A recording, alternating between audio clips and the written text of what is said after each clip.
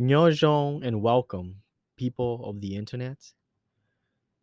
This is a story that I have written myself and have titled it I Killed My Girlfriend. Woo! Hopefully that title is interesting enough. And if you are watching it, it probably is interesting enough to grab your attention. So I guess I did a good job there.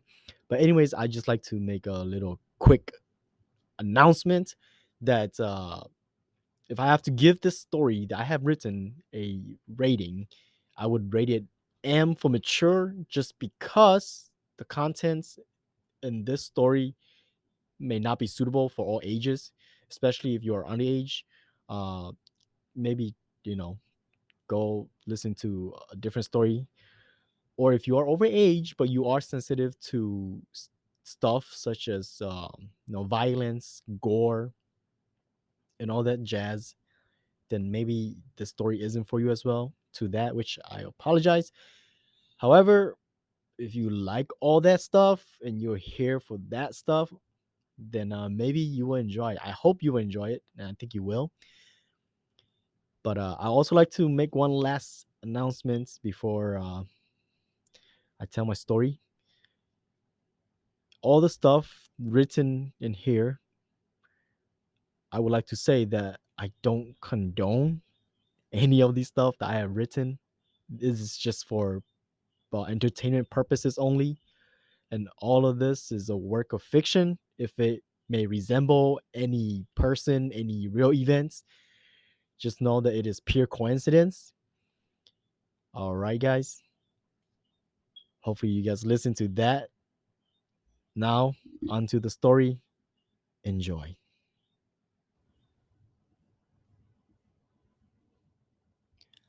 I'll start this story from when I gained consciousness. My body was laying down on a hospital bed. The first person I saw was a nurse, but she had her back turned and looked like she was busy with something. I tried to turn my head to look around the room, but my head hurt, so I only managed to move my eyes. I saw another person, a lady that stood by the door. That lady looked familiar, but I could not figure out who she was. Suddenly, the nurse spoke, and I shifted my attention to her. The nurse said, "You're awake. That's great. You may be confused right now, but rest assured you're in good hands. This is good news. Wait just a minute. I'll go get the doctor." My gaze followed the nurse as she quickly made her way to the door and exited. I saw that the lady by the door was still standing there. When she saw me looking at her, she smiled and walked my way. "Kashalala," she said softly. Her voice sounded familiar too, yet I could not figure her out. She continued, "Kabopauku." Then she reached a hand to touch my arm. Her touch felt very familiar as well. I stared into her eyes and tried to say something. However, I was still in pain, so I was not able to make a sound. I just stared at her. She must saw that I was in pain, so she smiled again and said, "It's okay, babe. I'm here with you. You'll be fine. Maybe they'll let you go home tonight." Then the door opened and the nurse from before walked in. Followed behind her was a man. The lady, holding my arm, let go of it and excused herself back to standing by the door. The man came to me and introduced himself. His name was Dr. Rogers. He was a doctor that took care of me. Dr. Rogers explained that I was involved in a horrible car accident. Consequently, I had suffered a head or brain injury. This injury could affect my memory because that area of my brain had been damaged. Also, I had been in the hospital for 4 days and now they were worried that I might be in a coma for longer. However, he was glad I was awake and said that I might get to go home sooner than expected.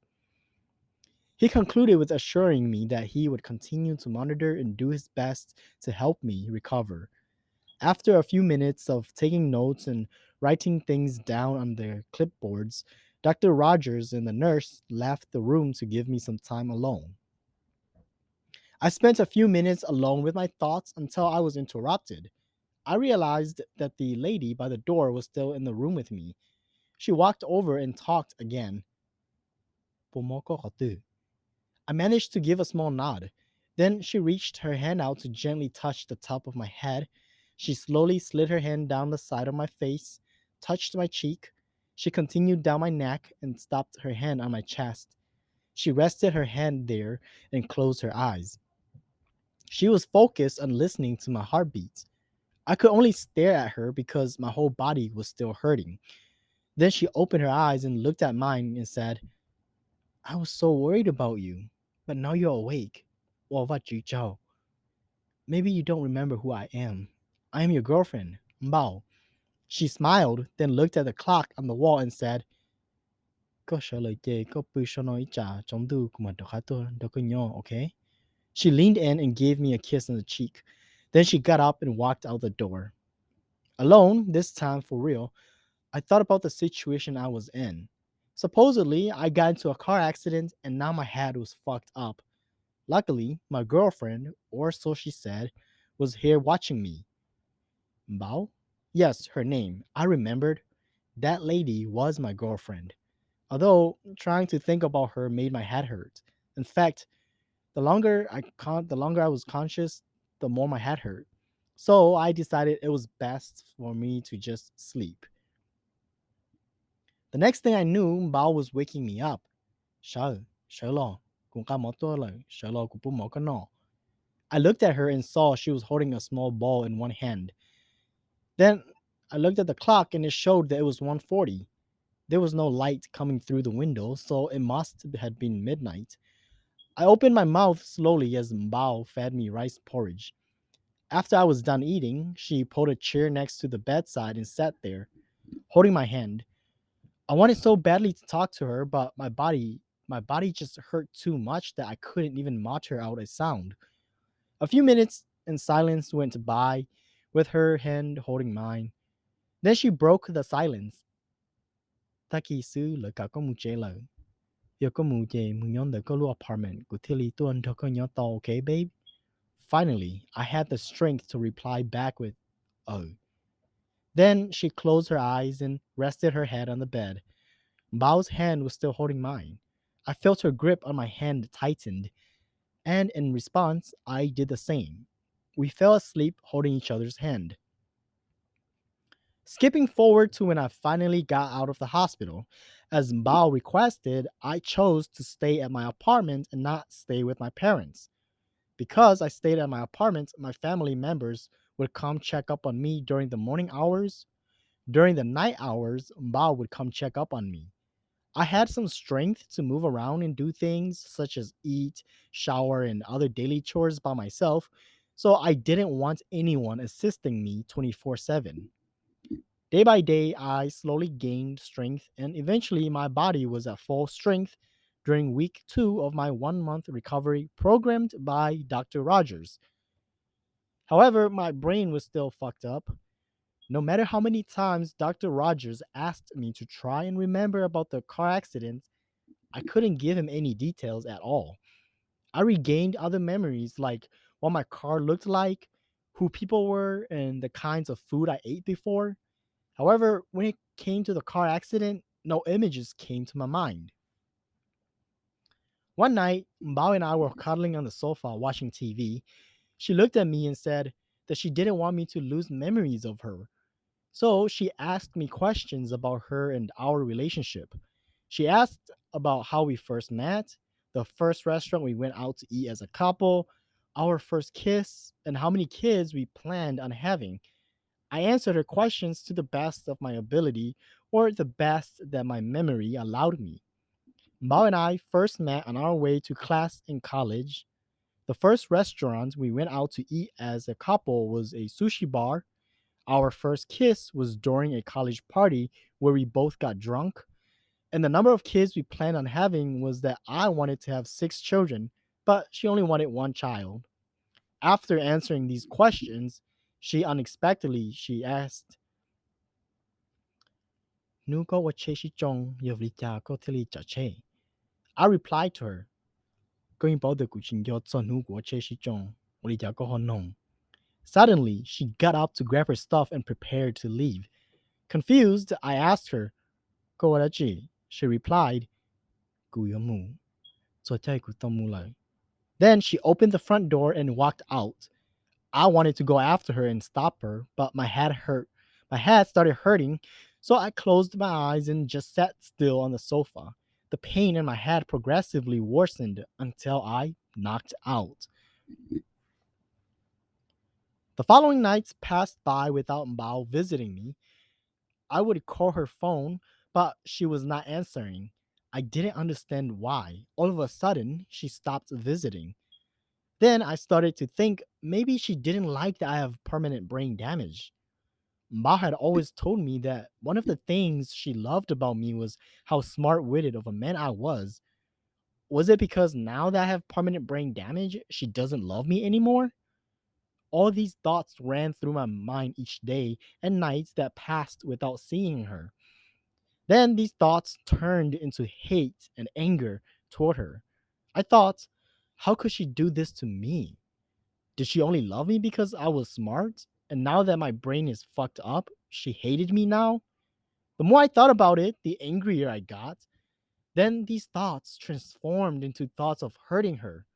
I wanted so badly to hurt her so that she could know how hurt I was. Then one night, she unexpectedly showed up to my house. Initially, I wasn't going to let her in, but I remembered how mad I was at her. I remembered how I wanted to hurt her. Then, out of nowhere, a voice inside my head spoke to me. Let her in. Tonight, she will know the hurt she had done to you. I listened to that voice. Bao greeted me with a hug and a kiss. She said, I miss you so much, babe. I thought, how could she miss me when she had been ignoring me for days and nights? Surely this must be an act. Bao probably had different intention coming to visit me tonight. When we sat down on the sofa, Bao asked, "Kunyoli. I looked at her. Her face was smiling very warmly. I thought, how could she do this to me? Was she putting on a fake face just to win me back? Was she just going to ignore the fact that she had been ignoring me? I couldn't let this happen. So I confronted her about it. Bao, will you có thể chỉ tôi sai của tao bao chín hú nó? Bây có chỉ lúc của lỡ. Do you plan on leaving me? I watched as her warm, lovely smile turned sad. She said, "Có chỉ bao bây."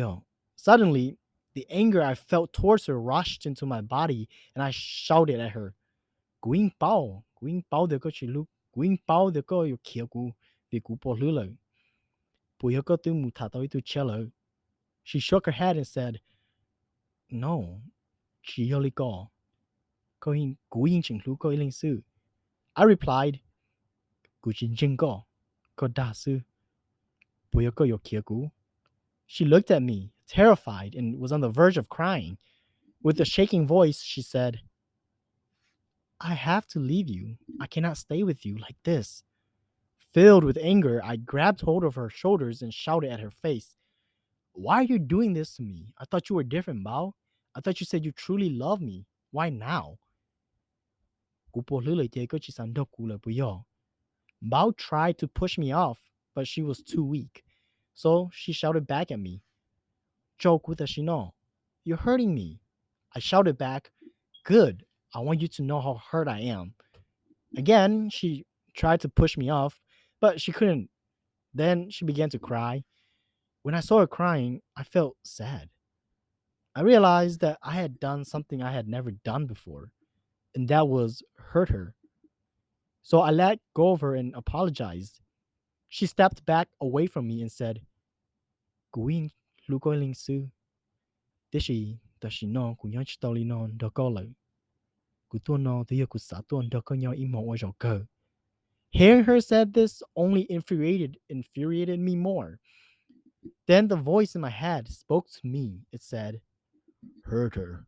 Better yet, kill her. It's the only way to stop her from leaving you. I listened to the voice, and it took control. I jumped at her and put both my hands around her neck, and I squeezed my hand. Her eyes shot wide open as she tried to push me off. She was too weak and couldn't do anything as I continued to choke her. A tear rolled down her cheek onto my hands. As the tear touched my hands, I snapped back to being myself again. I looked into her tear filled eyes, and I remembered how her pretty eyes would look at me from a distance and flirted with mine. So I let go of her and apologized again. She continued crying. She stepped back away from me and pulled out her phone. Then she dialed a number calling someone. When I saw her call someone on the phone, it infuriated me. The voice in my head came back and told me to kill her. I leaped at her and knocked the phone away from her. Then I put my hands around her neck again. This time, I pushed her down to the floor and got on top of her and squeezed my hands around her neck. She tried saying something as she struggled to breathe. Finally, she managed to say quietly, Guluko. After I heard her voice, I remembered the happy feeling my heart felt when she said, I would love to be yours, the time I asked her to be mine. So I let go of her neck and apologized once again. I got up from sitting on top of her and stepped back. I thought to myself, what had I done? This woman that I had loved, that loved me too, what had I done to her?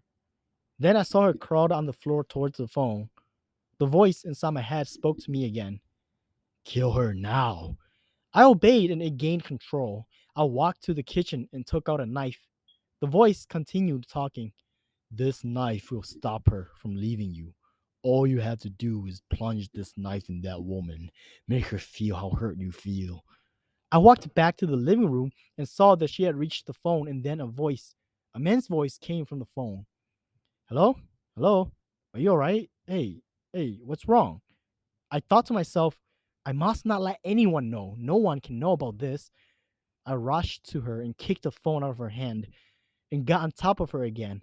I covered her mouth with one hand to stop her from calling out for help. Then, with the other hand, where the knife was, I plunged it into her stomach. Her eyes shot wide open with pain the moment the knife entered her stomach. Suddenly, I regained control of myself again and realized what I had just done. Terrified, I got up from her body. The knife was still stuck in her stomach. She began to cry. Her crying got louder. Then I remembered about the phone. I walked to the phone and picked it up. The man from before was still on the other side. He spoke. Hey, are you okay? Just stay where you are. Don't go anywhere. I'm coming over right now. I ended the call and dropped the phone down.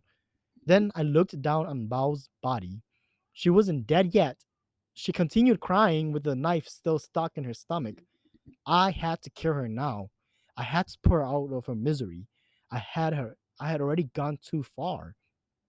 I must kill her now. I walked over to Mbao and laid on top of her. I looked into her eyes and said, Gutotsi o, Guluko, Gutotsi. Then I pulled the knife out of her stomach and felt blood spilling out. Bao looked at me with pain and sadness in her face. She opened her mouth to speak, but no words came out. Then, with great sadness, I had to do what I didn't want to. I plunged the knife in her again. Tears rolled down her eyes. Tears rolled down my eyes. I couldn't believe I killed the woman I love. I closed my eyes and rested my head next to hers. I continued stabbing her repeatedly. I didn't know how many times I stabbed her. I just kept stabbing her over and over until I blacked out. I didn't know how long I was on the floor for, too. It was the loud banging coming from the front door that startled me awake. I opened my eyes and felt great pain throbbing in my head. Then I remembered I killed my girlfriend. I panicked and quickly got up from the floor. Surprisingly, when I looked down to where Mbao's body would be, I didn't see her. I looked around the room, but her body was nowhere to be found. There was only the knife down on the floor. So I picked it up and noticed there wasn't any blood on it. I looked around the room again, carefully this time. I saw that there was no sign of any struggle or fight that might have occurred in my living room. The banging on my door continued. Then a man's voice shouted, Hey, are you in there? Open the door. I recognized that voice. It belonged to my older brother. He was the one talking through the phone, too. I walked over to the kitchen and set the knife down on the kitchen table before I went to open the front door. When my older brother saw me, he gasped. Hey, Kopo Olita, he asked. I didn't answer him because I didn't know how to answer him. We walked over to the sofa and sat down. My older brother asked, "Có lúc tao only dollar?" I was still confused and understandably scared. I was scared that he might see Mao's dead body on the floor. However, when I looked down at the floor, I didn't see Mao. There was nothing on the floor. My brother glanced down the floor, then back at me and asked, "Hey, you okay?" Orita dokolo. Putako huku, e koko kwa deshi koshi haludoku, ku totoko ku tilikiato shai shemotening dachi. Confused, but I had to tell him about what happened. I thought maybe he could somehow help me. Hey, ku kirechi doko deshi kotso I said. My brother nodded his head. So I told him what happened, the fight between me and Bao. I told him that I stabbed and killed Bao with the knife. I even showed him the knife on the kitchen table. After I finished my story, my brother had a sad look on his face. He sat me down on the sofa and said, "Con yo kale lo, nuo go wa cheshi chong." I shook my head and confused. He continued, "Tu doctor chisapu go, bekhe go, deshi yong go in Bao minji lo. After he said that, after he said this to me, tears formed in his eyes. He continued and said, "Katulongao, bao, nitu tolo. Nintoko tai che nu ogo, tawa che shi chong, chimoso ni tolo." My brother cried and embraced me with his hug. I thought to myself that this can't be possible. Then I said quietly out loud, "This can't be. She was here. We were fighting. I took a knife and I stabbed her. I killed her. I killed her." It was at this moment that it finally clicked in my head of what really happened.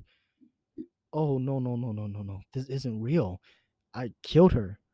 Bao. Kutotsuyo. Bao. Kutotsuyo. I cried out. My brother hugged me tighter and said, "Chiyoko tonio, your accident sumo.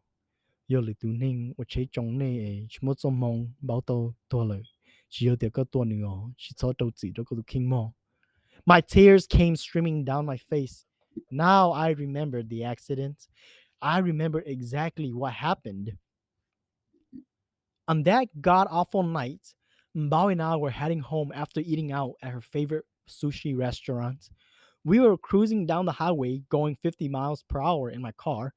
Coming to a four-way intersection, the lights showed green. So I kept on driving.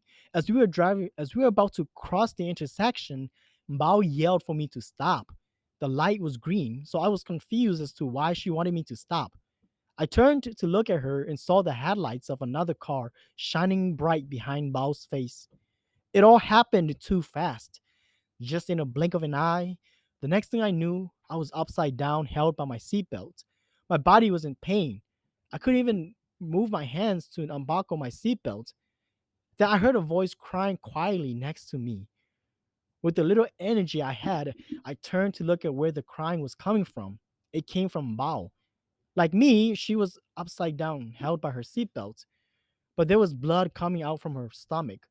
I looked at her stomach and saw that something had plunged into her stomach. Blood was just spilling out and dripping down to cover her face. I wanted to reach over and help her, but I didn't have the strength. I could only look on helplessly. Bao was looking at me too, and in her eyes, I saw that she wanted so badly to tell me something. Her mouth was moving, but she couldn't say a word. In the last moment we shared together, we were looking into each other's eyes. And in her eyes, without any words, I knew exactly what she wanted to say. Sadly, I could only look on and hoped that in my eyes, she too could see what I wanted to say. The words, "I love you." Kuluko, kuluple, depuis Portugal, il kuluko, kulusia, ya jumchitako, kuluko, kulundu, chatu kibio poko.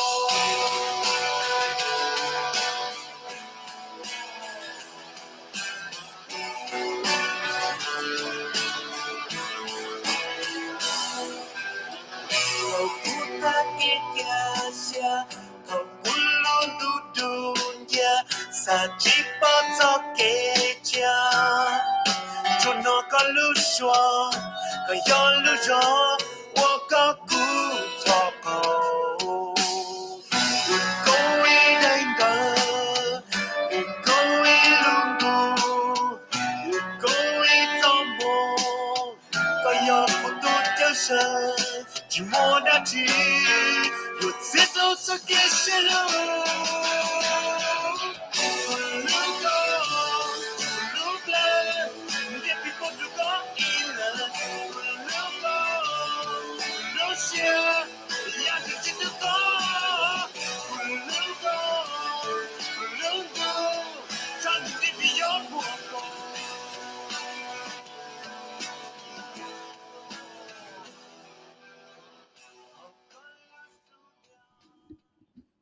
Alrighty, guys. I just thought that I have to add that song in there for the ending. I just feel like that is such a fitting song to end my story. So with that, the story concludes.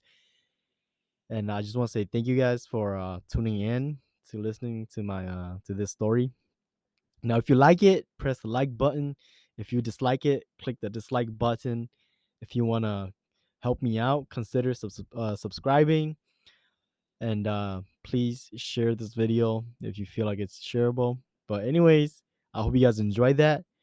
And until next time. Oh, by the way, if you are curious to what that song is, or if you want to know what that song is, it is called Guluko by the Sounders. A great song. Go check it out. But yeah, I just I just want to say thank you again, and you guys have a good one. Take care.